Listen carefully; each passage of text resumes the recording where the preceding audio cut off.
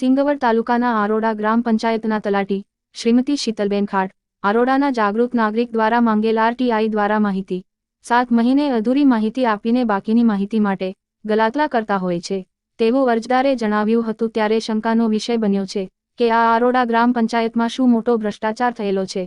સવાલ એ છે કે જો ચોક્કસ કામ થયું હોય તો માહિતી ચોક્કસ કેમ નહીં આપવામાં આવતી તેવું ગ્રામજનોના મુખે ચર્ચા થતી જોવા મળી હતી। ગ્રામજનોના મુખેથી એવું પણ સાંભળવા મળ્યું હતું કે તલાટી દ્વારા આપેલી અધૂરી માહિતીમાં પેપર પર બતાવવામાં આવેલ કામ સ્થળ ઉપર કરવામાં જ આવ્યા નથી અને નાણાં ઉપાડી લીધેલ છે।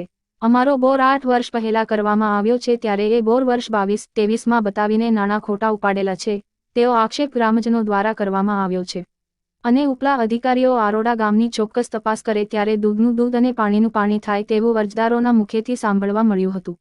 સિંગવડથી જશુભાઈ ગણાવાની એક રિપોર્ટ। આરોડા ગામના એક જાગૃત નાગરિક દ્વારા RTI દ્વારા માહિતી પંચાયત પાસે માંગી હતી તો એ વાતને આજે 7-8 મહિના થઈ ગયા છે છતાં પણ RTI દ્વારા માહિતી આપવામાં નથી આવે ને આપી છે તો અધૂરી આપી છે। ત્યારે આપણે અરજદાર પાસે હાલ ઉપસ્થિત છે એમની પાસેથી આપણે જાણવાની કોશિશ કરી કે એમનું શું કહેવું છે। મારું નામ પરમાર ગણપતભાઈ વીરસિંહભાઈ, ગામ આરોડા, તાલુકા લીમખેડા, જિલ્લો દાહોદ।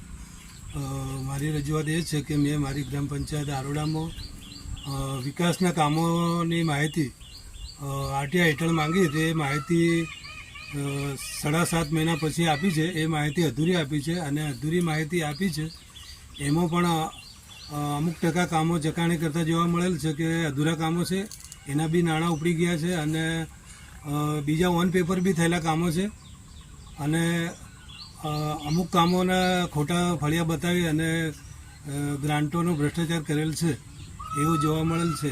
તો બાકીની માહિતી તલાટી કમ મંત્રીએ 3 દિવસનો આપવાનો વાયદો કરી અને આજે 20 દિવસ ઉપર થવા છતાં ગલ્લાતલા કરે છે, ખોટા વાયદાઓ કરે છે અને કોઈ માહિતી કે કોઈ સચોટ જવાબ આપતી નથી।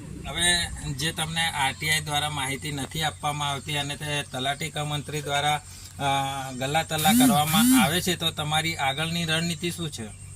મારી આગળની રણનીતિ એ છે કે માહિતી તલાટી કમ મંત્રી 2 દિવસની અંદર પૂરેપૂરી મને ના આપે તો હું કોર્ટના શરણે જઈને પણ હું પૂરેપૂરી માહિતી લઈશ અને જે ભ્રષ્ટાચાર થયેલો હશે એને હું બહાર કાઢી અને પંચાયતના નાગરિકોને પૂરો ન્યાય અપાવીશ એવો મારા પ્રયત્નો છે। ગણપતભાઈ, બીજી વસ્તુ કે જે અધૂરી RTI આપવામાં આવી છે એમાં તમને કોઈ ભ્રષ્ટાચાર થયો હોય એવું તો જાણવા મળે છે?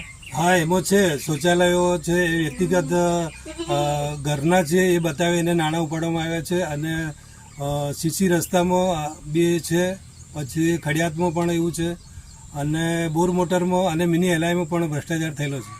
કોઈ જગ્યાએ કામ થયા હોય એવું છે?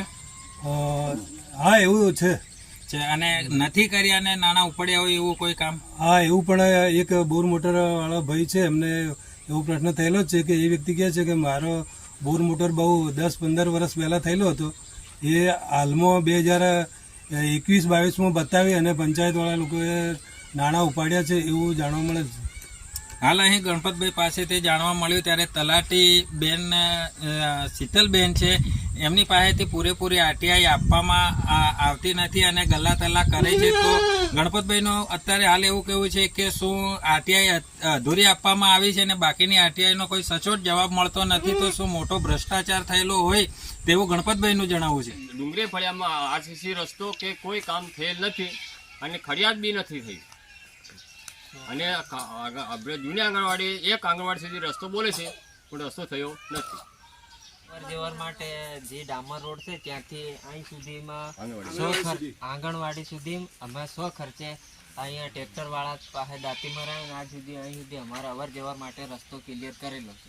બાકી અમારા RCC રોડ ને ફળિયાની અંદર RCC ને ખડિયાત ને આવું તેવું આમ ઉપર મસ્ટર ઉપર થઈ ગયા છે પણ અહીં સુધી દેખાવમાં શેર નથી।